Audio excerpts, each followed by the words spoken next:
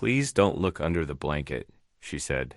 But the giant cowboy did, and when he did, he burst into tears. On a cold frontier street with dust swirling and townsfolk staring, a hardened man uncovers what no one expected. Not contraband, not a weapon, but a fragile infant barely clinging to life. This cowboy who swore he'd never love again suddenly finds himself bound to a desperate young woman and the tiny child she protects. But danger rides fast. The railroad's men want the baby gone, buried beneath scandal and silence. And every mile of snowy trail brings new peril gunmen in the shadows. Whispers of betrayal and a secret that could tear their fragile hope apart. As the fire burns low in a lonely cabin and the storm rages outside, one question echoes louder than the church bell at midnight. Can a broken cowboy and a hunted woman protect an innocent life? Or will the blanket's secret destroy them all? Every story I share leads with love for people, for healing, for the things we sometimes forget to say out loud. The trading post fell into a heavy silence, broken only by the gentle whimpers of the infant and the soft whistle of winter wind through the wooden walls. Stephen Stroud remained on his knees, his broad shoulders trembling as tears carved paths down his weathered cheeks. The sight of his vulnerability, a man known for his iron fists and stern silence, struck the onlookers dumb. Sophia clutched, the baby closer, her dark eyes darting between Stephen and the door. The infant's labored breathing scratched at the quiet like thorns on leather. Steam rose from the child's parted lips in the cold air, each breath a desperate fight. "He needs," Stephen managed, his voice rough as creek stones. He swiped at his face with a calloused hand, trying to gather himself. The familiar ache in his chest, the one he'd carried since losing his, Mary and their newborn, throbbed fresh and raw. The storekeeper, who moments ago had been so eager to see Sophia's shame exposed, shuffled his feet against the wooden floor. "Ain't our concern," he muttered. But the earlier mockery had drained from his voice. Stephen pushed himself to his feet, his full height making others step back. His eyes never left a struggling infant. "How long's he been sick?" 3 days, Sophia answered, her words barely above a whisper. The fever came with the snow. She adjusted the horse blanket, revealing more of the baby's flushed face. "My sister's child. She did not survive his birth." The trading post pot-bellied stove popped and crackled, sending sparks up the flue. Outside, horses stamped in the gathering snow, their breath clouding in the gray afternoon light. Stephen recognized the weight of responsibility settling across his shoulders, the same weight he'd carried and failed before. "Got any medicine?" he asked the storekeeper. "Some fever powder, couple tins of mustard plaster." The man's eyes skittered away from Stephen's direct gaze. "But she ain't got money to..." Stephen's hand slapped $2 silver onto the counter, the sound sharp as a gunshot. "Give me everything you got, that might help." He turned to Sophia, gentling his voice. "Ma'am, that child needs to be somewhere warm. My horse is strong enough to carry 3. Sophia's spine straightened, pride warring with desperation on her face. "Why would you help us? You do not know me." "No, ma'am, I don't." Stephen's throat tightened around the words. "But I know what it is to lose family. And I know that baby won't last another night in this cold." A woman in a faded calico dress stepped forward from the small crowd. There's an old line shack, about 4 miles north. Nobody's used it since summer cattle drive. She hesitated, then added, "Got a good chimney. Last I heard." Stephen nodded his thanks. The storekeeper returned with a small pile of supplies. Fever, powder, mustard plaster, a tin of condensed milk, and a few clean rags. Stephen paid for them without counting the cost, tucking everything into his saddlebags.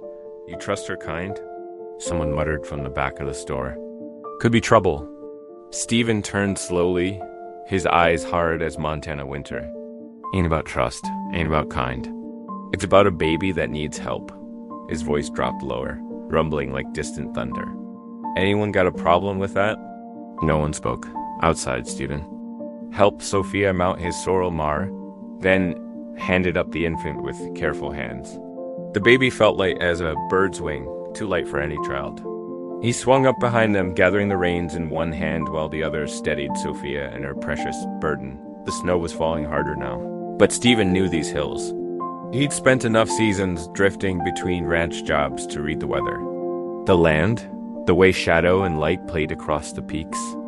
The mare picked her way north, her hooves breaking through crusty snow to find solid ground beneath Dot. Sophia sat rigid in front of him. But her hands never stopped moving, adjusting the blanket, touching the baby's forehead, humming soft sounds. That might have been prayer or lullaby. The infant's breathing still came harsh and quick, each gasp a reminder of how little time they had. Stephen found himself watching that tiny face, seeing echoes of another child, the one he'd held just long enough to say goodbye. Mary had named him Joseph after her father. They'd had such plans, such hopes. Now those memories, long buried under years of hard work and harder living, rose up like spring floods. The line shack appeared through the swirling snow, a simple structure of rough-hewn logs with a tin roof and a stone chimney. Stephen dismounted first, breaking trail through knee-deep drifts to force the door open. Inside, it was cold and musty, but solid. A few pieces of furniture remained. A narrow cot, a three-legged stool, a plank table that listed to one side. He helped Sophia down, then led the horse to the lean-to shelter attached to the shack's north wall. By the time he returned with his saddlebags and bedroll, Sophia had cleared the dust from the cot and laid the baby down. In the gray light filtering through the single window, the infant's face looked almost blue. "Gotta get a fire going," Stephen said, moving to the fireplace. He found dry wood stacked nearby, a blessing he hadn't counted on. Soon, orange flames licked up the chimney, pushing back the cold one breath at a time. Sophia mixed fever powder with water from Stephen's canteen, coaxing tiny sips between the baby's lips. Her hands were steady, but fear lived in every line of her body. Stephen recognized it, the same fear he'd felt watching Mary fade, knowing nothing he did would be enough Dot, but this time could be different. This time, he wasn't alone with his helplessness. This time, maybe he could do more than watch and pray Dot outside. The snow continued to fall, and the wind sang old songs through the gaps in the logs. Inside, two strangers and a sick child huddled close to the growing warmth, each carrying their own wounds, their own hopes, their own prayers for mercy in a harsh land. The baby's breathing seemed to ease, just a little, as the heat from the fire filled the small space. Stephen watched Sophia's gentle movements, her quiet strength, and felt something shift in his chest, like a door long, rusted shut, creaking open to let in light. The trading post's silence shattered as voices rose like startled birds. "Shame," someone called from the back, sign walking bold as brass. The accusations flew thick and sharp as wind or sleet. Sophia's shoulders trembled beneath her patched shawl. The baby whimpered, tiny fingers curling against the rough blanket. Stephen rose slowly to his full height, careful not to tower over the infant. With gentle hands that belied his size, he gathered the child against his chest. The baby settled, there as if recognizing the safety of those broad arms. "Ain't nothing shameful about an innocent child." Stephen's voice carried through the post, quiet but firm as mountain stone. "And ain't nothing sinful about trying to keep one alive." The storekeeper snorted. "That half-breed bastard. Watch your mouth." Stephen's words cut like a frozen stream. "This here's a baby. Nothing more, nothing less. And if anyone's got a problem with that, they can take it up with me." His eyes, usually distant as winter peaks, now burned with something folks hadn't seen in them before. Purpose. The crowd shifted uneasily, muttering darkly but keeping their distance. One by one, they drifted away from the confrontation, leaving only the smell of wet wool and judgment behind them. When the last townsperson had gone, Stephen turned to Sophia. "Ma'am, reckon you got a story needs telling." Sophia's eyes darted to the storekeeper, still hovering near his counter. "Got a back room?" the man offered grudgingly, perhaps trying to make up for his earlier words. "Could talk private like there." In the cramped storage room, among crates of canned goods and sacks of flour, Sophia's story spilled out like water from a broken dam. Her sister, Maria, had caught the eye of the railroad baron's son during his survey of the territory. He'd promised marriage, then disappeared east, leaving Maria with child. She died bringing the baby into the world, making Sophia swear to protect him. Men came looking, Sophia whispered, accepting the baby back from Stephen. Railroad men with clean hands and dirty intentions. They say the baron cannot have, she struggled with the word, illegitimate grandson. Say it would ruin everything. Stephen's jaw tightened. He'd seen enough of the world to know how the powerful dealt with inconvenient truths. How long you been running? 2 months? Sophia stroked the baby's fevered cheek. But now he is sick and I have nowhere left to go. Stephen moved to the door, checking that they were truly alone. Then he pulled out his wallet, thin leather, worn smooth by years, in his pocket. What you need is supplies. Medicine? He counted out every coin he had, laying them on a nearby crate, and a safe place to rest. The storekeeper, perhaps shamed by Stephen's example, proved more helpful than expected. He gathered fever powder, warm blankets, condensed milk, and clean cloth for diapers. Stephen paid with the last of his money, not counting the cost got as darkness fell, bringing with it bitter. Cold, Stephen led Sophia and the baby to the livery stable. The barn's warmth wrapped around them like a blessing, sweet with hay and horse sweat. His sorrel-mar welcomed them to her stall. Shifting over to make room, Stephen spread the new blankets over fresh straw, creating a nest against the rough boards. The lantern cast gentle shadows as Sophia settled the baby, now wrapped properly, against the chill. Without thinking, Stephen began to hum, a lullaby Mary had sung during her pregnancy. Full of hope for a future that never came, the tune drifted through the barn like a ghost of happiness. Sophia watched him, wonder replacing some of the fear in her eyes. The baby's breathing eased, becoming deeper and more regular. You have known loss? Sophia said softly, not a question but a recognition. Stephen nodded, unable to speak past the memory of Mary's voice singing that same tune. The lantern flickered, making the shadows dance. Heavy boots on the stable floor broke the moment.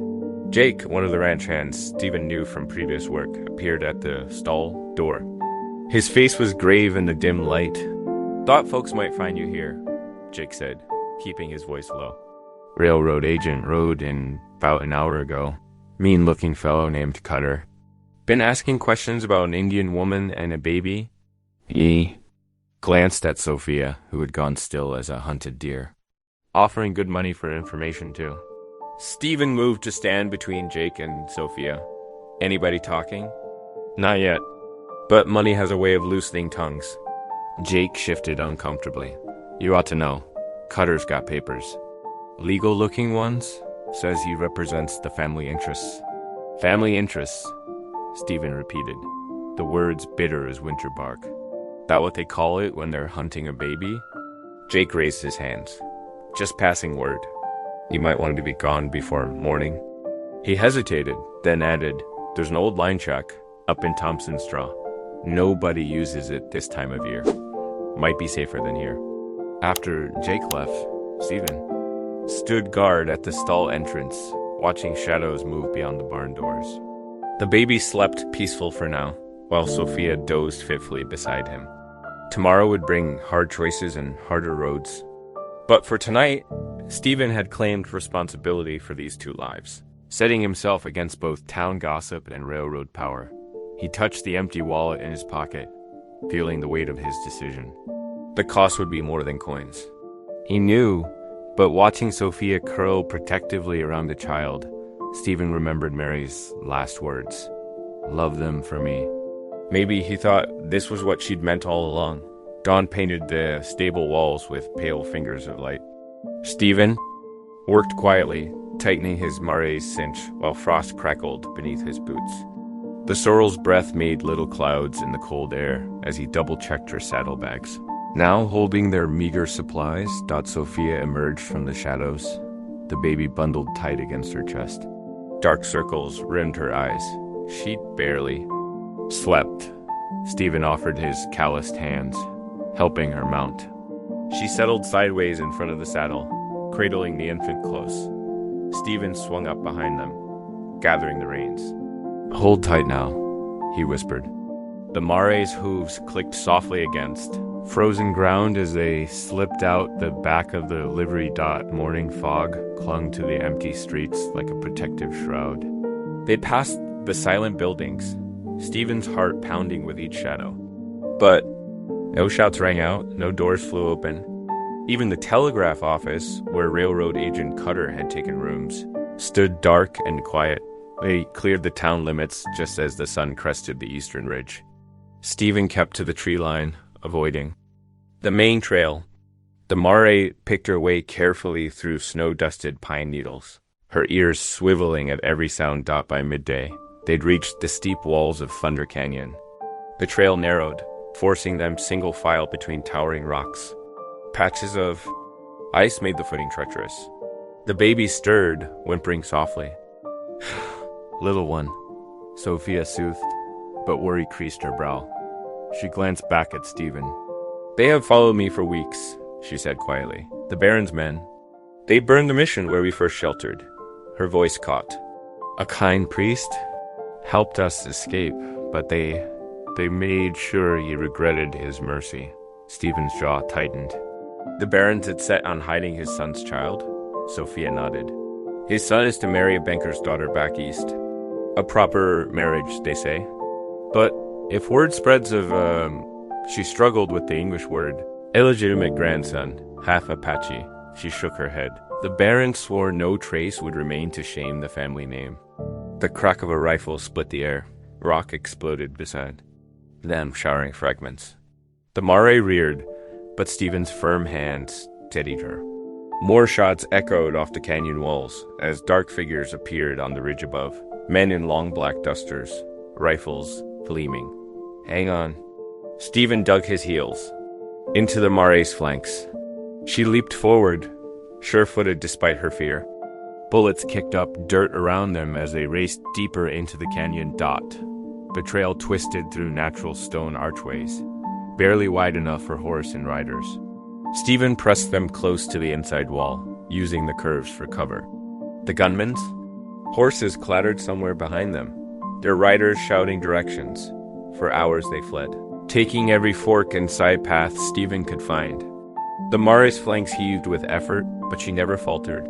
The baby, miracle of miracles, stayed quiet, as if sensing the danger. Dusk found them beside a creek lined with frost-bare willows. Stephen guided them beneath the drooping branches, into a natural hollow where two fallen trees formed a shelter. They listened, barely breathing, as hoofbeats approached. Tracks entered the creek.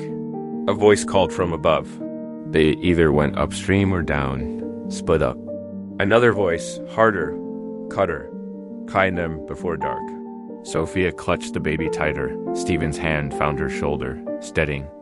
Minutes stretched like hours until the sounds of pursuit faded, moving away in both directions. When true darkness fell, Stephen dared to build a tiny fire, screening it carefully with his coat. He opened a can of beans, heating them in his battered trail pot. The familiar smell made his empty. Stomach growled. Sophia accepted a tin cup of the worn beans gratefully. The baby stirred as she shifted, letting out a weak cough that made both adults freeze. But no answering sounds came from the darkness beyond their shelter. Stephen poured coffee into their now empty cups, the rich aroma mixing with wood smoke and willow sap. Heat from the fire slowly drove back the creeping cold, but couldn't touch the fear in Sophia's eyes as she watched her charge's labored breathing.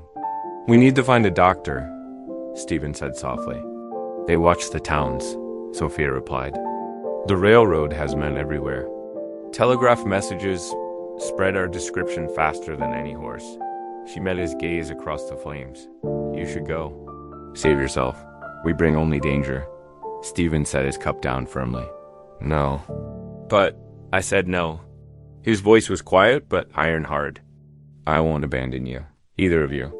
He stared into the fire, remembering Mary's face, her joy when she'd learned she was carrying their child. Every life's precious. Even the ones powerful men want erased. Sophia studied him for a long moment. Skepticism warred with hope in her expression. Why? Why risk everything for strangers? Stephen didn't answer immediately. Above them, snow began to fall, fat flakes hissing as they met the flames. Good, he thought. It would cover their tracks, confuse the trail. Because it's right, he said finally. And because I couldn't live with myself if I didn't. He met her eyes. I've lost family before. Won't stand by and watch it happen to another. The baby coughed again, and Sophia bent to adjust his blankets. But Stephen caught the gleam of tears in her eyes, quickly blinked away. Something shifted between them in that moment, trust taking root like spring, grass through melting snow. They sat in comfortable silence as the fire burned low, and white flakes erased all sign of their passing. Tomorrow would bring new dangers. But for now they had warmth, safety, and the beginning of understanding between them. Morning brought a white blanket of snow, thick enough to muffle their footsteps. Stephen led his tired mare through drifts that reached past her fetlocks, keeping one hand steady on Sophia's back as she cradled the infant. The child's cough had grown worse in the night, each breath a painful wheeze. There's an old line shack up ahead, Stephen said, his voice barely carrying through the swirling snow. Used it years back when I worked these ranges. Not much, but it'll give us shelter. The weather thickened until they could barely see 10 paces ahead. Stephen recognized the lightning-struck pine that marked the turnoff, its split trunk reaching. Like broken fingers into the gray sky, the line shack emerged from the whiteness, a squat, weathered structure with sheets of tin hanging loose from its roof. Inside, stale air and mouse droppings greeted them. Light filtered through gaps in. The walls where boards had warped away. The plank floor groaned dangerously under Stephen's weight as he helped Sophia down. Stay by the door, he warned, testing each step. Some of these boards are rotted through. He found the old pot-bellied stove still standing in one corner, its pipe mostly intact. We can work with this. While Sophia settled the baby on her bedroll, Stephen gathered fallen wood from nearby, shaking off snow and splitting the driest pieces with his hatchet. Soon, the stove radiated blessed warmth. Sophia hung her shawl nearby to dry, then began sorting through her small bundle of herbs and roots. These will help his breathing, she explained, crushing dried leaves into the cooking pot. Steam rose with a sharp, medicinal scent. My grandmother taught me which plants heal. Before she, Sophia's voice trailed off, her hands stilling. Stephen understood loss lived in those unfinished words. He busied himself with the cabin's repairs, finding loose boards and hammering them back in place. Each bang of his hatchet head echoed like gunshots, making him wince. But the wind would cover the sound as afternoon faded toward evening. Stephen shared out their dwindling supplies, strips of dried venison and the last of their coffee. The baby slept fitfully, wrapped in every blanket they owned, while Sophia spooned herb water between his pale lips. Tell me about your sister, Stephen said quietly, feeding another stick into the stove. Sophia's shoulders tensed, then slowly relaxed. Maria was beautiful, brave. She believed love could bridge any divide. A bitter smile touched her lips. The barren son spoke such pretty words to her, promised marriage, a life together. When she told him about the baby, he vanished. His father's men came instead. Stephen nodded, understanding filling the silence. After a moment, he spoke. My Mary, she loved spring best. Said it was God's promise that good things return, no matter how long the winter. His throat tightened. She was so happy when we learned about the baby, but the birth, he stared into the stove's flames. Lost them both in one night. Buried them under her favorite apple tree. I buried Maria in the desert, Sophia whispered. No markers. No prayers but mine. The mission brothers would not take her body, called her union unholy. I took her child and ran. Their eyes met across the dim cabin, grief recognizing grief. Something shifted between them, trust growing in shared pain. The baby's cough shattered the moment. It was deeper now, wet and rattling. Sophia gathered him close, fear plain on her face. She began to sing softly in Apache, ancient words of healing. Then, to Stephen's surprise, she switched to an English hymn he remembered from childhood. Amazing? Grace, how sweet the sound. Her voice trembled, but didn't stop. Stephen found himself humming along, the familiar melody carrying memories of church pews, and his mother's hand holding his Sophia laid gentle hands on the baby's chest. Still singing, after a moment's hesitation, she looked at Stephen. Will you pray with me? Stephen couldn't remember the last time he'd prayed. Anger at God had filled those dark days after Mary's death. But watching Sophia's fierce love for this child that wasn't hers, he felt something crack open inside him. He knelt beside them, bowing his head. Sophia's prayers flowed between Apache and English, asking Creator and Christ for mercy. Stephen had no words, but his heart spoke volumes in the silence. A sharp knock at the door froze them both. Stephen's gun seemed to leap into his hand. He motioned Sophia back into the shadows, then crept to the window. Through the grimy glass, he made out a single figure, not the black dusters of railroad men, but a gray-haired man in a worn preacher's coat, sitting astride a rangy mule. Hello, the cabin? The man called, his voice carrying authority despite its age. I'm Reverend Thomas Burke, circuit preacher for these parts. Saw your smoke and thought someone might need help in this weather. Stephen kept his gun ready, but cracked the door. The Reverend's weathered face showed only concern, his eyes sharp despite his years. Then the baby coughed, and everything changed. Burke's expression shifted from suspicion to understanding as he took in the scene. Stephen's protective stance, Sophia emerging from shadow with the bundled infant, their meager supplies scattered about the cabin. That child needs help, Burke said. Simply, will you let me in? Stephen exchanged a look with Sophia. She studied the preacher's face, then nodded slowly. Stephen stepped back, allowing Burke to enter. The Reverend shook snow from his coat, then moved straight to where Sophia sat with the baby. His gentle hands examined the child, his frown deepening at each labored breath. How long has he been sick? Burke asked, reaching for his saddlebags. The cough began 3 days ago, Sophia replied cautiously. It grows worse. Burke nodded, pulling out a small glass bottle. I'm no doctor, but I've learned a few things riding these mountains. This will help ease his breathing. He paused, looking between them. I don't need to know your story, but I reckon you could use a friend right now. Stephen watched the old preacher's careful movements, the way he spoke to Sophia with respect, not judgment. Maybe, he thought, God hadn't abandoned them after all. Outside. Snow continued to fall, erasing all traces of their presence as day faded toward another uncertain night. Reverend Burke knelt beside the makeshift bed where the infant lay wrapped in threadbare blankets. His weathered hands moved with practiced gentleness as he examined the child, humming fragments of psalms under his breath. The baby's chest rose and fell with worrying effort, each breath a battle. The herbs help, Burke said, nodding to Sophia's. Medicine's steaming nearby, but this little one needs more. Milk would do him good, proper nourishment to fight the fever, and bone broth to put strength back in him.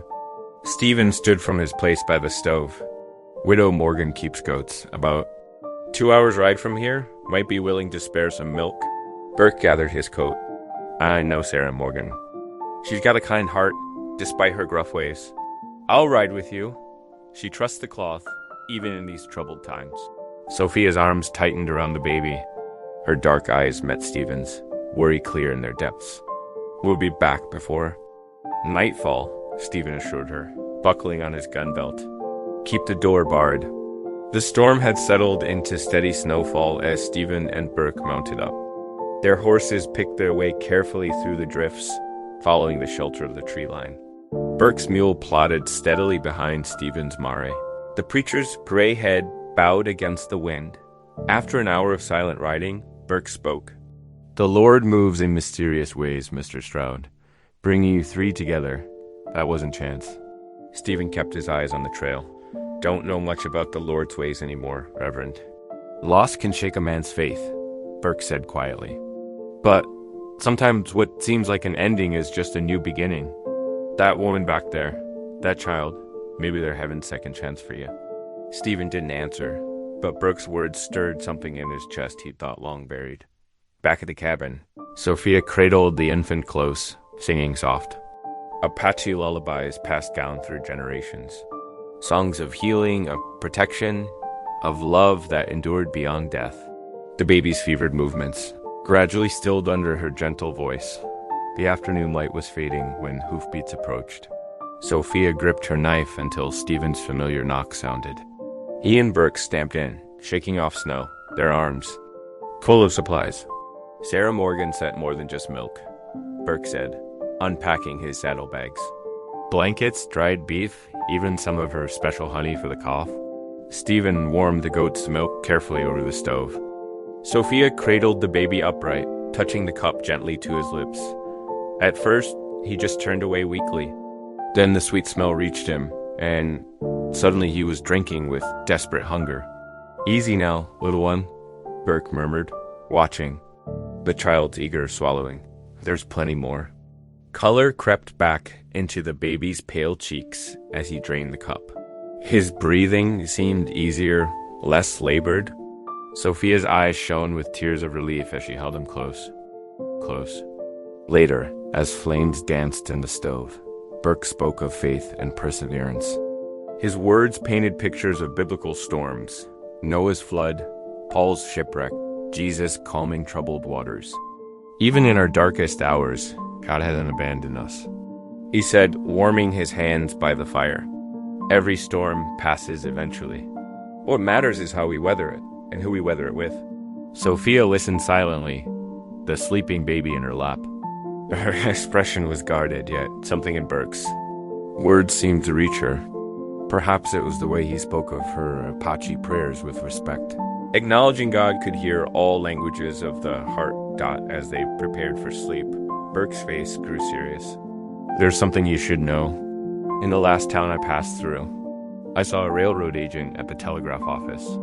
He was sending messages to every sheriff and deputy in these mountains, ordering searches of remote cabins and homesteads. Stephen's jaw tightened. How long ago?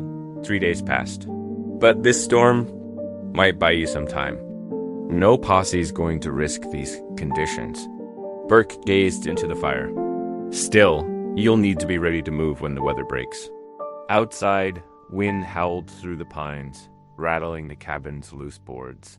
Stephen added wood to the stove, watching Sophia tend to the now peacefully sleeping infant. The child's breathing came easy and strong, the first real sign of hope since their paths had crossed. The baby's revival felt like more than just medicine and milk. Looking at Burke's quiet confidence, Sophia's fierce devotion, and the child's renewed strength, Stephen felt something shift inside him. Maybe the Reverend was right. Maybe God wasn't finished with him yet. Thunder rolled in the distance. But within the cabin's walls, a fragile peace held. The storm outside raged on, yet for this moment at least, they were warm, fed, and together. Whatever storms lay ahead, they would face them as one.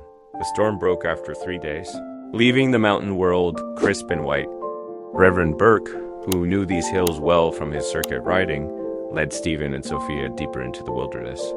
Their horses picked carefully through snow-laden pines until the trees opened to a hidden valley, sheltered by rising cliffs. There, Burke pointed toward a weathered cabin nestled against the valley wall.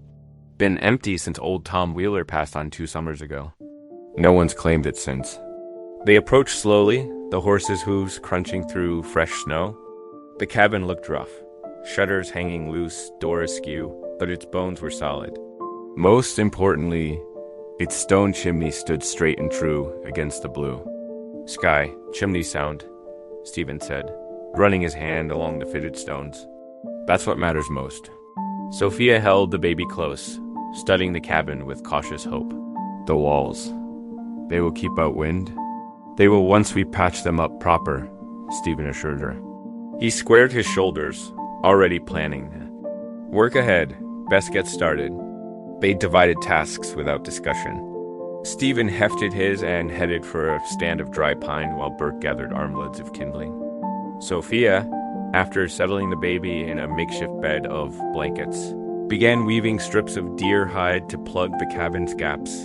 The day filled with the rhythm of work, the steady chunk of Stephen's axe, the swish of Burke's broom clearing years of debris, Sophia's quiet songs as she patched and mended. By late afternoon, smoke curled from the chimney for the first time in years. Inside, Sophia stirred a pot of rabbit stew, adding wild onions she'd found preserved under the snow. The baby slept peacefully in a corner, wrapped snug in fresh blankets, his breathing finally easy and clear. First real home-cooked meal this place for a long while, Burke said, warming his hands by the fire. The Lord provides. Days passed in steady labor. Stephen repaired the barn's sagging roof, then built a rough fence to keep predators from the valley's entrance. Sophia turned the cabin's interior from bear shelter to living space, hanging dried herbs from the rafters, laying fresh pine boughs for bedding. Every morning, Stephen chopped through creek ice for fresh water, while Sophia gathered winter plants. She knew from her people's teachings. Their routine settled into something almost domestic. Stephen found himself watching Sophia with the baby, noting how she anticipated the child's needs, how her gentle touches soothed his fussing. The infant grew stronger daily, his cheeks filling out, his grip becoming fierce when Stephen let him grab a finger. One evening, as Burke read softly from his worn Bible by firelight, Stephen felt something shift inside his chest. The familiar weight of grief seemed lighter, making room for something new. He glanced around the cabin at the neat stack of firewood, the herbs drying overhead, the carefully patched walls. For the first time since losing his wife and child, the word home whispered in his heart. Across the room, Sophia looked up. From her mending to watch Stephen rock the baby, the big man's gentleness with the child still surprised her. In these quiet moments, she could almost believe Burke's words about God weaving new families from broken threads. The Lord works in patterns we can't always see, Burke often said, and Sophia found herself pondering this. The rituals of her people spoke of harmony restored after chaos. Perhaps this valley, this unlikely gathering, was such a restoration. The valley itself seemed to embrace them, offering shelter from both weather and pursuit. Days stretched peaceful and productive. Stephen tracked rabbits through the snow, bringing fresh meat for the pot. Sophia's knowledge of wild plants kept their table varied, even in winter's grip. The baby thrived under their shared care. Even Burke, who usually traveled constantly between settlements, lingered longer than planned. This place needs blessing, he said simply, but they all knew he stayed for more than that. His presence added wisdom to their strange family, his quiet faith a bridge between their different worlds. One night, as they sat content around the fire after supper, Stephen found himself humming his wife's old lullaby. Instead of the usual stab of pain, the melody brought a gentle ache, like a healing wound. Sophia joined softly with an Apache cradle song, the two tunes weaving together in the firelit dark dot. Then they heard it, the distant thunder of HOOFBA. Stephen rose instantly, hand going to his gun. Sophia clutched the baby close already. Moving to the darkest corner, Burke stepped to the window, peering out at the moonlit snow. "Riders," he whispered.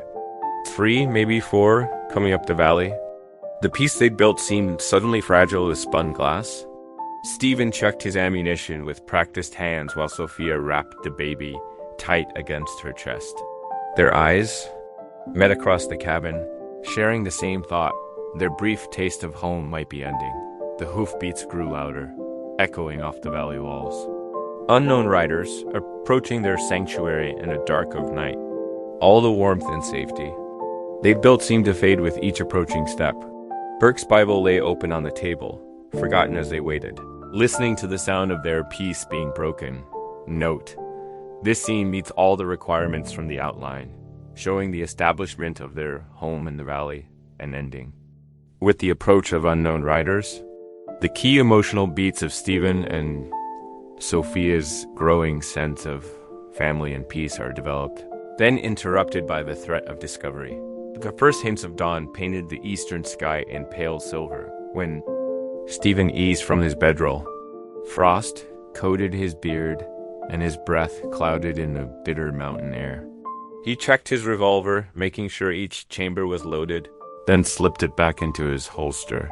Sophia stirred from her place near the dying fire. The baby nestled against her chest.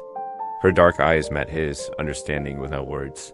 Stephen pressed a finger to his lips, then gestured toward the valley's rim. She nodded, drawing the child closer. Reverend Burke sat up, his silver hair tousled from sleep. "Lord, watch over you," he whispered. Stephen moved like a shadow through the snow-dusted pines. Years of hunting had taught him to place each foot carefully, avoiding loose stones and brittle branches. The steep climb, too.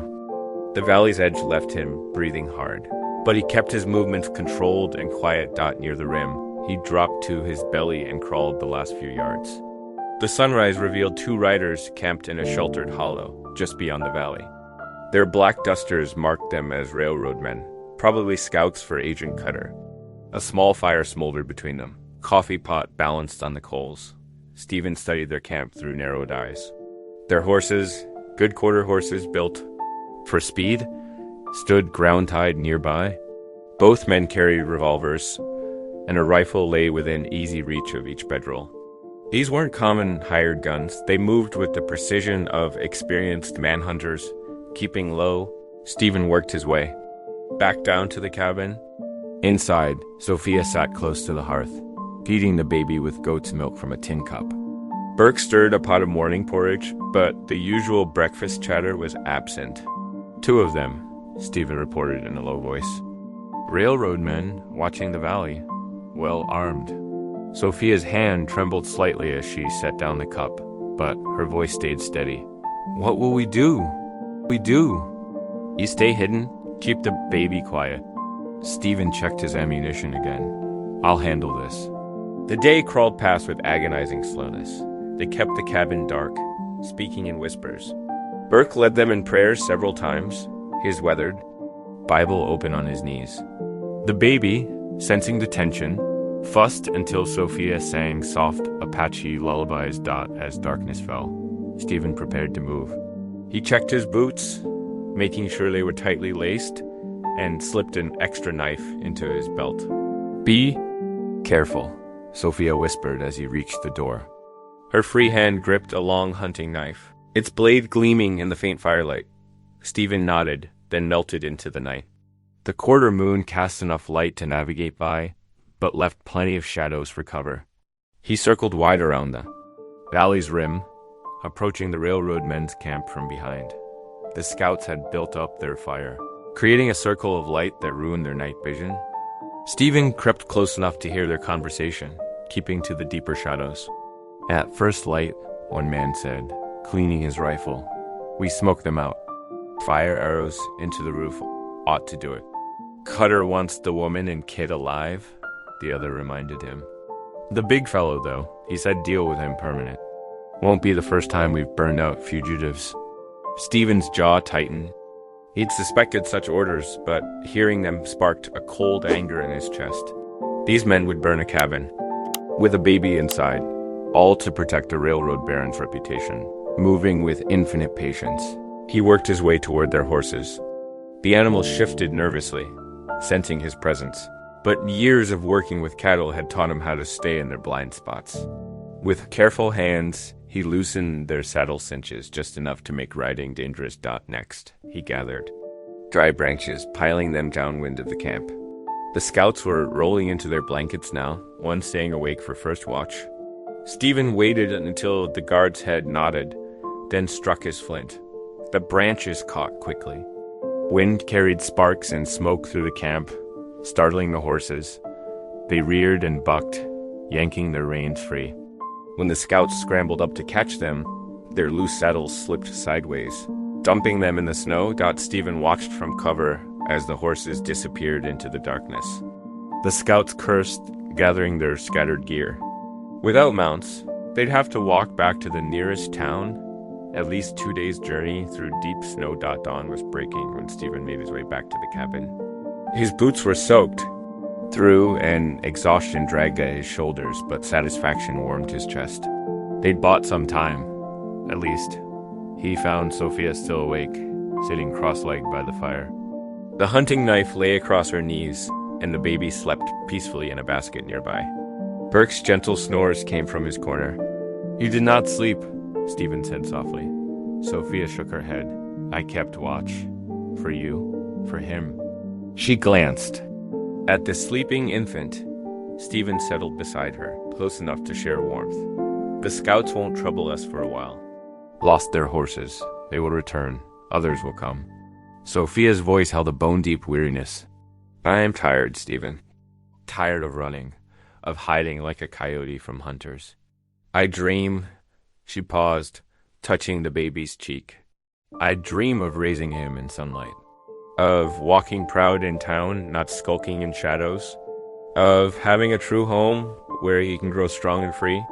The longing in her voice squeezed Stephen's heart. Without thinking, he took her hand, engulfing it in his larger one. Her fingers were cold, but they curled trustingly into his palm. "I'll keep you both safe," he promised, though doubt gnawed at him. How long could one man stand against the railroad's power? Yet, looking at their joined hands, at the sleeping child, at the home they'd begun to build, he knew he'd die trying. Together, they watched the sunrise paint the valley in gold. The baby stirred, making small morning sounds. Outside, birds began their dawn chorus, and somewhere in the distance, a lone coyote called, free and unafraid. Morning frost melted into peaceful days. The cabin, once cold and empty, filled with the warmth of shared lives. Stephen's heavy boots left mud prints. By the door, and Sophia's herbs dried in neat bundles from the rafters. Even the baby seemed stronger, his cries more lusty. His grip tighter around their fingers. Stephen spent hours in the toolshed, his big hands moving with surprising delicacy over broken handles and rusted metal. The rhythmic scrape of his work drifted through the yard, mixing with Sophia's soft singing. When the baby fussed, she would call out words in Apache, teaching Stephen their meaning. "She-yas," she said one afternoon, bouncing the child on her hip. "It means my son." Stephen's tongue stumbled over the word, making Sophia smile. "She-yas," he tried again, and the baby gurgled in response. "Better," she said. "Now try Hojo." "It means peace, beauty, harmony." "Hojo," Stephen repeated carefully, and something in the words seemed to settle in his chest. Like a key turning in a long-locked door. Reverend Burke watched their lessons from his chair by the fire, his Bible, open but often forgotten in his lap. His weathered face softened when Stephen and Sophia worked together, passing the baby between them with growing ease. One evening, Stephen's attempt at cornbread came out black as coal. Instead of anger or shame, his booming laugh filled the cabin, a sound so unexpected it startled them all. Soon Sophia joined in, and even Burke wiped tears from his eyes as Stephen dramatically presented the ruined bread with a flourish. "Lord saves us from bachelor cooking," Burke wheezed, setting them off again. That night, after the others slept, Stephen sat by lamplight with his pocket knife and a piece of pine. His head steady from years of rope work and reins, carved careful curves into the wood. By dawn, he had shaped a small rattle, smooth and round, with a handle just right for tiny fingers. When he presented it to the baby, Sophia's eyes grew bright with unshed tears. She touched the polished surface gently, tracing the simple designs he'd added around the edges. "It's beautiful," she whispered. The baby immediately put it in his mouth, making them both chuckle. But shadows lurked at the edges of their contentment. Burke grew restless, speaking more often of his congregation waiting in town. "They need guidance," he said one evening, "especially now with winter's hardships." Stephen noticed how Sophia's shoulders tensed at the mention of Burke's departure. The preacher had become their bridge to the outside world, bringing supplies and news when he could. More than that, his presence lent their unusual household kind of legitimacy. One night, as they sat around the fire, Burke cleared his throat. "I've been thinking," he said carefully, "about the child's spiritual welfare." Sophia's hand stilled in her mending. Stephen set down his coffee cup. Baptism, Burke continued, would be a powerful statement. A declaration before God and man that this child belongs to a family, has a right to exist in this world. Stephen watched Sophia's face in the firelight. Her expression remained carefully neutral, but he saw the slight tremble in her fingers. "My sister," she said slowly. She wanted her baby to know both worlds. Our ways, and she gestured to Burke's Bible. "The choice would be yours," Burke assured her. "But consider, Stephen, you were baptized once, weren't you?" Stephen nodded, memories of cool water and his mother's proud smile surfacing. "After my father died. Ma said it saved us both, having faith to lean on." He looked at Sophia, wanting her to understand. "When I lost Sarah and our baby, I turned from God, blamed him. But something led me to that trading post that day, made me look under that blanket." His voice roughened. "Maybe faith found me again." Sophia met his gaze, something soft and wondering. In her eyes, the baby slept between them, his new rattle clutched tight. The peaceful moment shattered the next morning. Stephen stepped outside to feed the horses and froze. Against the pale winter sky, a column of dark smoke rose from the distant valley. His heart clenched. He knew that smoke. Not the clean gray of cooking fires or the white puffs of burning brush. This was the thick, angry black of buildings burning. He strode back inside, where Sophia took one look at his face and gathered the baby close. "Riders?" she asked, her voice tight. Stephen nodded grimly. "Burning homesteads. Working there? Way toward us." Burke stood from his chair, leaning heavily on his cane. "They're sending a message, showing what happens to those who harbor fugitives. Or those who stand against the railroad," Stephen added. He'd seen it before, how companies claimed land through fear and fire, driving out settlers who stood in their way. Sophia pressed her face against the baby's hair, breathing in his sweet scent. When she looked up, her eyes held steel. "We have made a home here," she said firmly. "I will not run again." Stephen moved to the window, studying the distant smoke. The riders were still far off, but they would come. They always came. Yet looking at Sophia's determined face, at the baby wearing clothes they'd sewn together, at Burke's quiet strength, he felt something unfamiliar bloom in his chest. Hope, maybe, or faith. The morning sun streamed through the window, catching the dust motes in golden light. On the shelf above the hearth, the wooden rattle sat beside Burke's Bible, two worlds meeting, making something new. Whatever came next, they would face it together. Burke's wooden cross caught the light as he bowed his head in silent prayer. Outside, the smoke rose higher, a dark warning against the winter sky. Dawn painted the frost-covered valley in shades of pearl and gold.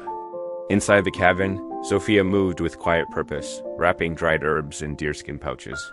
Her fingers lingered on each bundle, yarrow for fever, sage for cleansing, willow bark for pain. The wooden rattle Stephen had carved lay beside her other treasures, waiting to be packed. Stephen's heavy footsteps creaked across the porch as he carried in supplies. He'd spent the early hours gathering ammunition and dried meat, his face set. And grim lines? Two rifles leaned against the wall, oiled and ready. The distant smoke still stained the horizon, a constant reminder of the danger drawing near.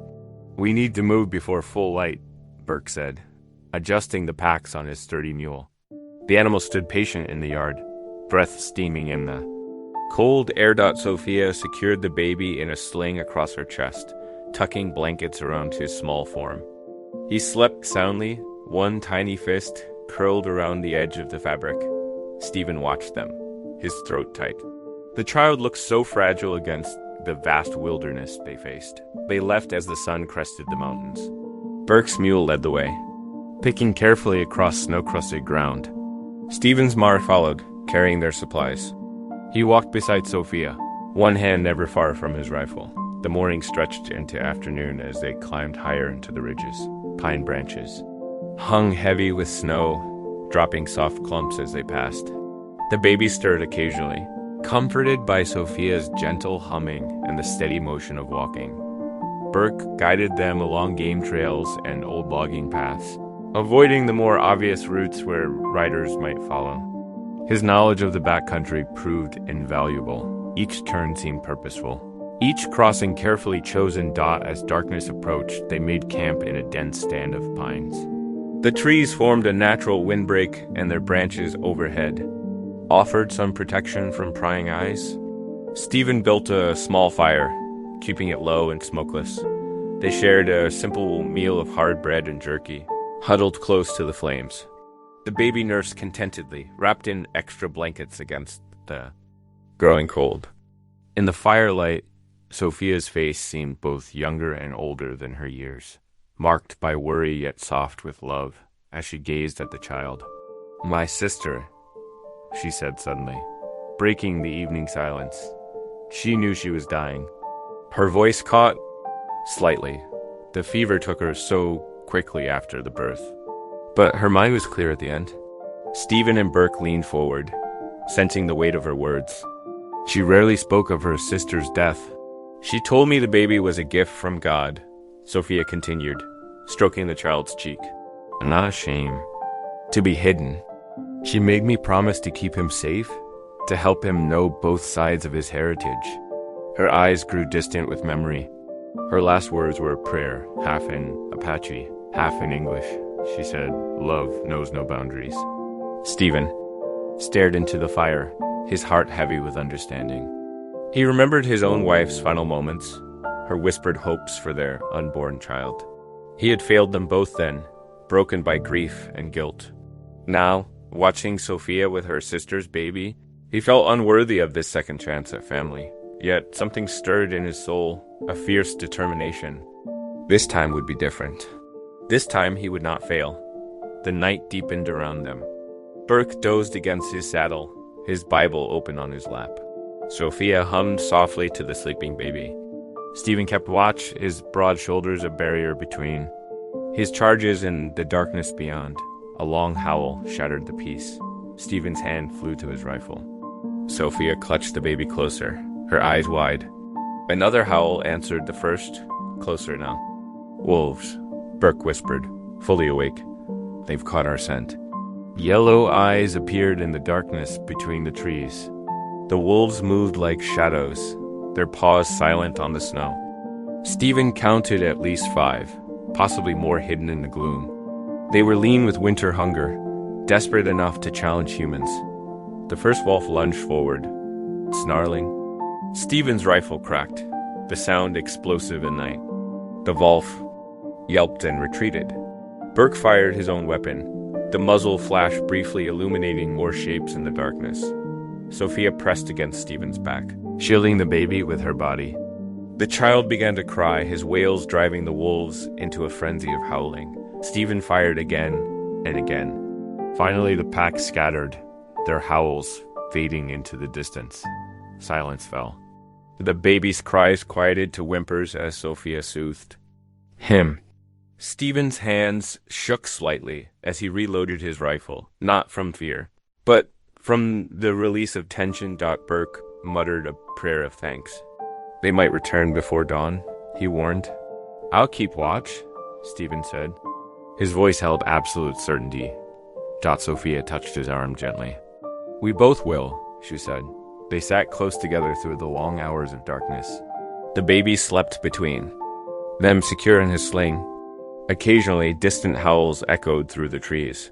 But the wolves kept their distance. Stephen felt Sophia's warmth against his side, heard her steady breathing. Her strength amazed him, this woman who had buried. Her sister alone, who had fled across the territory with a newborn, who still found the courage to trust him. His arms slipped around her shoulders, offering what protection he could dot as the eastern sky began to lighten. Burke stirred and began preparing for another day's journey. "There's a canyon trail ahead," he said, studying the terrain. "It's narrow, but it'll lead us to safer ground." Stephen helped Sophia to her feet, steadying her as she adjusted the baby's sling. The child was awake now, blinking at the dawnlight. His small hand found the wooden rattle tucked safely in the sling, and he gripped it tight. They broke camp quickly, erasing all signs of their presence. The wolves had left tracks in the snow, a reminder of how close danger had come, but Stephen's resolve had only strengthened through the night. Whatever lay ahead on the canyon trail, he would see them through safely. The baby, Sophia, Burke, they were his responsibility now. His family dot the sun rose fully as they started walking, casting long shadows through the pines. Burke's mule picked up the trail, leading them toward the distant canyon walls. The canyon trail stretched before them like a narrow ribbon carved into stone. Ice glazed the path, making each step treacherous. Wind whistled through the gorge, sharp and bitter. Stephen led the way, testing each foothold before allowing the others to follow. Sophia picked her way carefully, the baby snug against her chest. Her moccasins found purchase on the frozen ground, but exhaustion made her movements less sure. The path narrowed, barely wide enough for single file. On their right, the canyon wall rose straight up. On their left, the drop fell away into shadows. Burke brought up the rear, leading his mule with gentle words. The animal's hooves clicked against stone, echoing off the walls. Stephen glanced back often, checking their progress. His broad shoulders blocked the worst of the wind from Sophia and the child. Careful here, Stephen warned, pointing to a particularly treacherous patch. Ice had formed a glassy sheet across the trail. He reached back, offering his hand to Sophia. She had just gripped his fingers when it happened. Her foot struck a hidden patch of ice. The world tilted. The baby let out a startled cry as Sophia lurched toward the edge. Her free hand clutched the sling instinctively, protecting the child even as she felt herself falling. "No!" Stephen's voice boomed through the canyon. His powerful arm shot out, catching her around the waist. For one heart-stopping moment, they teetered on the brink. Then Stephen's strength pulled them both back against the canyon wall. The baby wailed, more scared than hurt. Sophia trembled in Stephen's arms, her breath coming in ragged gasps. The child's cries echoed off stone. Stephen held them both, his huge frame shielding them from the drop. His heart hammered against her back. "I've got you," he murmured. "You're safe." Burke moved forward cautiously. "Thank the Lord," he breathed, reaching to steady them. They stayed pressed together longer than strictly necessary, neither willing to pull away first. Sophia felt Stephen's warmth seeping through her clothes, his breath stirring her hair. The baby's cries settled to whimpers as she rocked him gently. Finally, Stephen loosened his grip, though his hand remained at her elbow. "We'll take it slower," he said. His voice sounded rougher than usual. They continued with extreme caution, Stephen never letting go of Sophia's arm. By mid-morning, the trail widened and began descending. Ahead, smoke rose from chimneys. A mining town nestled in the valley below. Burke surveyed the settlement through his spectacles. "We need supplies," he said. "But we should be careful. Word travels fast in these towns." They found a sheltered spot among some rocks, overlooking the town. Burke would go alone to purchase what they needed. Stephen and Sophia stayed hidden, watching the steady stream of miners and townspeople below. The baby nursed contentedly while they waited. Stephen kept his rifle across his knees, eyes scanning for danger. Sophia hummed softly, an Apache lullaby that seemed to float on the wind. Burke returned sooner than expected, his face grave. "There's trouble," he said, pulling a paper from his coat. "These are posted all over town." Stephen took the reward poster, his jaw tightening as he read. $50 offered for information leading to an Apache woman and infant. The railroad company's letterhead was clearly visible at the top. $50 would mean a lot to folks around here, Burke said quietly. Times are hard. Sophia's arms tightened around the baby. "We should leave," she whispered. But they needed the supplies Burke had purchased. Food, ammunition, medicine for the child. They would have to risk entering town. They waited until dusk, when shadows would Help hide them. The mining town hunched against the mountainside, all wooden buildings and muddy streets. A few oil lamps cast yellow pools of light. Miners trudged home from their shifts, heads down against the cold. But eyes followed their small group as they made their way through town. Whispers floated behind them. That's them, the Apache. Woman, $50 reward. Stephen walked beside Sophia, his size alone keeping people at a distance. Burke led his mule ahead, trying to look natural. They had almost reached the edge of town when a voice rang out. Hold there. A young deputy stepped into their path, hand resting on his holstered gun. His badge caught the lamplight as he studied them. His gaze lingered on Sophia and the baby. Stephen drew himself up to his full height, towering over the lawman. His shoulders, tensed, ready for trouble. But before he could speak, Sophia stepped forward. Please, she said softly. The baby stirred in his sling, blinking at the deputy with innocent eyes. This child has done no wrong. He was born of broken promises, but his life is precious. The deputy's hand stayed on his gun, but uncertainty crossed his face. The railroad company says the railroad company wants to hide their shame, Sophia continued. Her voice carried quiet dignity. They would deny this child his birthright, his very existence. Is that justice? The deputy looked from Sophia to the baby, then to Stephen's imposing figure. His hand slowly dropped from his weapon. I reckon justice ain't always what's written on paper, he said finally. He stepped aside. Best be on your way before full dark. Much obliged, Stephen rumbled. His hand found the small of Sophia's back, guiding her forward. They hurried through the gathering darkness, not stopping until the town's lights had faded behind them. The baby had fallen asleep, peaceful despite their flight. Stars began appearing overhead, cold and bright. Burke checked his mule's packs, making sure nothing had been lost in their hasty departure. That deputy showed real courage, he said. Sometimes the Lord works through unexpected hands. Stephen nodded, still watching the trail behind them. But Sophia's eyes were on the sleeping child. Truth has power, she said softly. Even small acts of mercy can change hearts.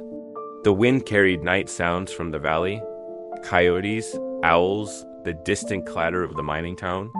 They needed to put more distance behind them before making camp. But for a moment, they paused in the starlight, grateful for the deputies. Choice of conscience over reward. The baby sighed in his sleep, one tiny hand curled around the edge of his sling. Stephen watched Sophia adjust the blanket around him, her movements gentle despite their urgent need to flee. The sight stirred something deep in his chest, an ache both painful and sweet. Burke shouldered his pack. We should move on, he said. Quietly, there may be others less inclined to mercy. They started walking again, leaving the mining town and its tempting reward behind. The night closed around them like a blanket, hiding their tracks as they sought safer ground. The journey back to the valley homestead took them through dawn-touched hills. Stephen led the way, his mare picking carefully over frost-hardened ground. Behind him, Burke's mule carried their meager supplies. Sophia held the sleeping baby close, her eyes scanning the horizon. Might be safer here than wandering, Stephen said as they crested the final ridge. Below, the cabin stood quiet in morning light. Railroad men won't expect us to return. Smoke still lingered from where the riders had tried burning the barn. But the stone walls of the cabin remained solid, even if shutters hung loose and the roof showed gaps. It wasn't much, Stephen thought, but it was the closest thing to home they had. Burke nodded slowly. The Lord sometimes leads us in circles, to bring us where we need to be. They spent that first day assessing damage. Stephen's jaw tightened at each new discovery. Broken windows, scorched timbers, their food stores scattered. But his hands remained gentle when he took the baby, so Sophia could help Burke gather what remained of their supplies. We'll rebuild, Stephen said that evening, watching Sophia heat water for the baby's bath. Make it stronger this time. Over. The next days, they fell into rhythm. Stephen rose before dawn to hunt and repair the barn. Sophia gathered herbs and patched the cabin's gaps with mud and straw. Burke split his time between prayer and helping wherever needed, his quiet presence a comfort to them all. The weather held fair, unusual for the season. Stephen and Burke rethatched the roof, laying fresh pine boughs over the holes. Sophia mended broken shutters with strips of leather, making them swing true again. Their biggest victory came 5 days after their return. Stephen was chopping firewood while Sophia sat in a patch of sun, showing the baby a bright feather she'd found. Suddenly, the child let out a bright bubble of laughter, his first ever. Sophia's face lit up with joy. "Stephen, come quick!" He dropped his axe and hurried over. The baby laughed again, reaching for the feather with tiny hands. Stephen's own laugh rumbled out, deep and rich, matching the child's delight. "Do it again," he urged, kneeling beside them. Sophia tickled the baby's chin with the feather, earning another peal of giggles. For a moment, they were just a family sharing a simple joy. Burke watched from the doorway, smiling quietly. That evening, Stephen found Sophia behind the cabin, trying to aim his old Winchester rifle at a row of tin cans. "Here," he said, stepping close. "Let me show you." She tensed slightly as his arms came around her, adjusting her grip on the weapon. His hands covered hers, showing her how to sight down the barrel. "Breathe slow," he murmured near her ear. "Squeeze." "Gentle, don't pull." The rifle cracked. A can flew off the fence post. Sophia's delighted laugh echoed across the valley. Stephen found himself grinning, caught up in her enthusiasm. "Again," she said, already taking aim at the next target. They spent an hour shooting, their laughter carrying on the wind. By the end, Sophia could hit 3 cans out of 5. Stephen watched her proud smile, feeling something warm unfold in his chest. That night, Burke's prayer over supper carried special meaning. "Lord, we thank you for second chances," he said softly, "for bringing light from darkness and family from strangers." Stephen caught Sophia's eye across the table. The word family hung between them, unspoken, but real. The baby dozed in his makeshift cradle. Wooden rattle clutched in one fist. Peace settled over the cabin like a warm blanket. The fire crackled low, and Burke began telling a story from his circuit riding days. Stephen leaned back in his chair, watching Sophia laugh. At the tale, her eyes sparked in the firelight, and he found himself memorizing the moment, the way she tucked her hair behind her ear, how her hands moved as she spoke. The first shot shattered the window behind Burke's head. Glass sprayed across the table as they dove for cover. The baby woke screaming. More bullets splintered through the cabin walls. "Get down," Stephen bellowed, already moving. He grabbed his rifle from beside the door, checking the load with practiced hands. "Burke, get Sophia and the baby to the root." "Cellar." Sophia clutched the crying child, her face pale but determined. "Stephen, go." He ordered, firing through a broken window. A shout of pain answered his shot. Gunfire erupted from multiple directions. The cabin walls shuddered with impacts. Stephen counted at least 5 shooters, maybe more, surrounding them in the darkness. Burke grabbed Sophia's arm, pulling her toward the trapdoor. "Come, child. We must protect the little one." Stephen fired again, providing cover as they scrambled down to safety. The baby's cries faded below ground, leaving him alone in the bullet-riddled cabin. A voice called from the darkness. "Send out the woman and child. Do that, and you might live." Stephen's answer was another shot. He heard a hoarse scream, then more gunfire. Splinters flew as bullets tore through the walls. He rolled behind an overturned table, reloading swiftly. "This is your last chance," the voice shouted. "The railroad company wants this finished." It's finished. Stephen worked his way to another window, trying to spot muzzle flashes in the dark. His world had narrowed to simple things. The weight of the rifle, the smell of gunpowder, the need to keep Sophia and the child safe. A bullet punched through his shoulder. The impact spun him around, but he kept his feet. Hot blood soaked his shirt. Still, he raised the rifle and fired again. The night erupted in chaos. Muzzle flashes lit the darkness like lightning as Stephen moved from window to window. Returning fire. His shots rang true. 2 shadows tumbled from their horses with pained cries. But the victory was brief. A bullet caught him in the side, spinning him against the wall. Pain blazed through him like liquid fire. He slumped, rifle slipping from numbed fingers. Through blurred vision, he saw Sophia emerge from the root cellar. "No," he gasped. "Stay back." She ignored him, darting through gunfire to reach his side. Her strength surprised him as she dragged him away from the window. Burke appeared beside her, and together they pulled Stephen behind an overturned table. The door, Stephen managed through clenched teeth. "They'll rush us," Burke nodded grimly. He and Sophia worked quickly, shoving the heavy dining table against the door. They added chairs, boxes, anything that could reinforce their barricade. New sound cut through the gunfire, the whisper thump of flaming arrows. One after another, they struck the roof. Dry thatch caught quickly. Orange light flickered above as smoke began seeping through the ceiling boards. The babies frightened. Wails echoed from the root cellar. Sophia's face hardened with determination. She grabbed the water bucket and Burke's blanket, soaking the wool thoroughly. "Keep pressure on his wound," she ordered Burke, pressing Stephen's bandana against his bleeding side. Then she was moving, climbing onto chairs to reach the spreading flames. Smoke thickened rapidly. Stephen tried to call out, to tell her to save herself, but coughs racked his body. Through streaming eyes, he watched Sophia battle the fire.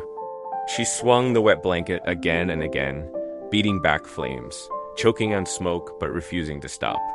When one section was doused, she moved to the next, relentless. Hours crawled past. Dawn's pale light finally crept through the broken windows. The shooting had stopped, but voices carried clearly through the morning air. "We're pulling back for now," a man shouted. "But we'll return with more men. That child dies today, one way or another." Hoofbeats faded into distance. Sophia slumped against the wall, face streaked with soot, chest heaving. The roof still stood, though charred in full holes. Snow began drifting through the gaps, melting in tiny hisses where embers still glowed. "Sophia," Stephen whispered. His skin felt clammy, his thoughts scattered. "I'm sorry. Failed you both. Just like before." She knelt beside him, tears cutting. Clean tracks through the ash on her cheeks. "No," she said fiercely. "You protected us. You're still protecting us." Her hands moved surely, checking his wound. "And you will keep protecting us. I won't let you die." Burke brought her medicine, pouch from their scattered belongings. Sophia pulled out dried herbs, crushing them between her fingers. Her lips moved in prayer, first in Apache, then English, then Apache again, as she packed the wound. "The bleeding's slowing," she reported, but worry lined her face. "He needs more than just herbs." Burke touched her shoulder gently. "There are good people within riding distance, settlers who might help, if they knew the truth. They'll never believe in Apache," Sophia said bitterly. "They'll believe me."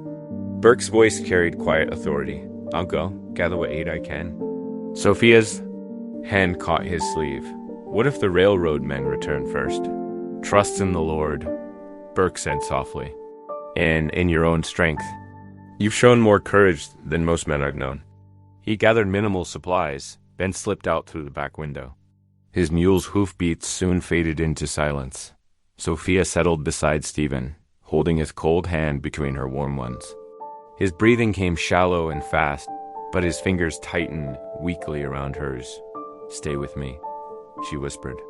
"Stay with us."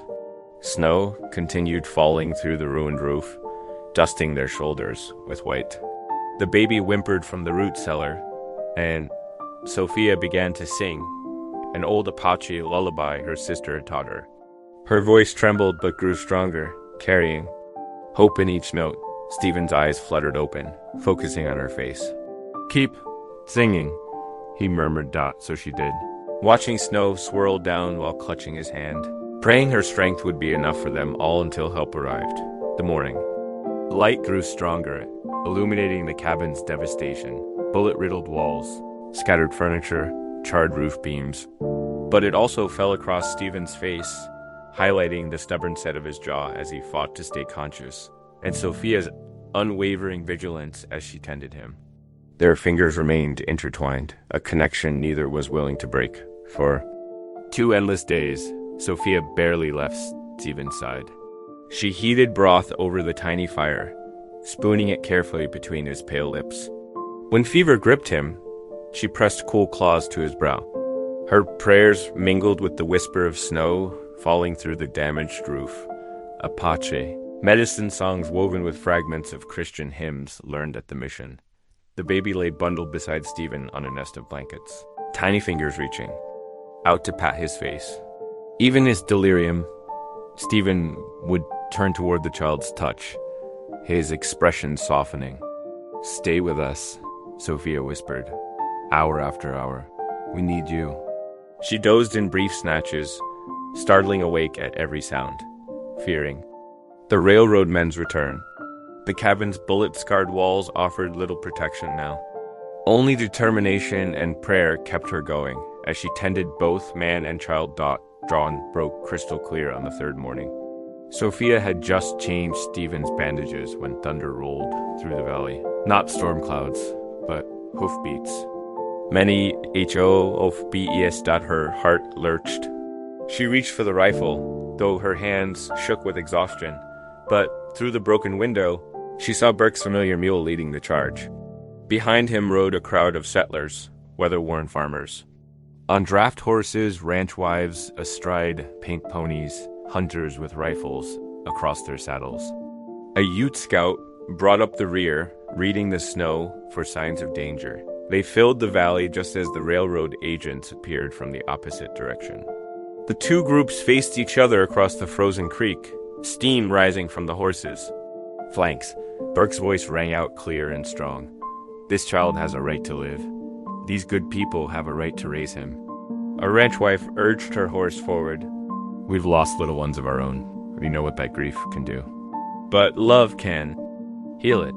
The boy is legitimate by blood." A gruff farmer added, "Railroad money don't change that truth." The Ute scout spoke in careful English. "The people say a child belongs to those who love him. These 2 love him." One by one, the settlers voiced their support. Farmers who knew the value of family. Mothers who understood Sophia's fierce protection. Hunters who respected Stephen's courage. They stood together, a wall of humanity declaring that love mattered more than power. The railroad agents shifted uneasily in their saddles. They were outnumbered 3 to 1, faced not with frightened fugitives, but a united community. "The Baron won't like this," their leader warned. "Then let him come himself," Burke answered. "Let him look in this child's eyes and deny him life."